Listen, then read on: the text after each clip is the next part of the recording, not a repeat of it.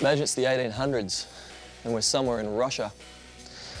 A powerful leader is taking his army through the country and they're engaged in fierce battle. Conditions are pretty tough. It's really cold and food rations are running quite low. Army days are a bit different back then and your whole family would actually travel with you. But aside from a packed out camp, there's some other trouble. Lieutenant comes to the leader and he says, someone's been stealing the food rations. This angers the leader because if they run out of food, people are going to start to die.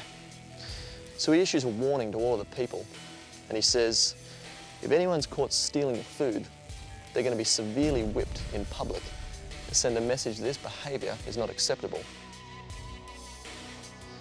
Another day goes by. The lieutenant comes back to the leader and says, well, I've got some good news. We've caught the person who's been stealing the food.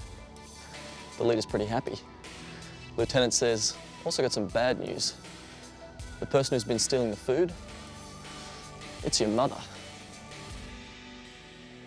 Imagine how you'd feel if you're this leader. Your sense of justice is telling you that the person who's been committing this crime has got to be severely whipped and the people, they're crying out for this same justice. But your love for your mother, you don't want to see her whipped. A severe whipping and, well, she may even die. The day of the whipping comes around, the people gather together, wondering what their leader's going to do. Will he actually whip his mother? The guy with the whip steps up and the mother's standing there and in front of all the people he pulls his whip back and he's about to whip her and the leader steps in. He takes his own shirt off and he says, whip me. I'll take the punishment instead. Now, how would you feel if somebody did this for you?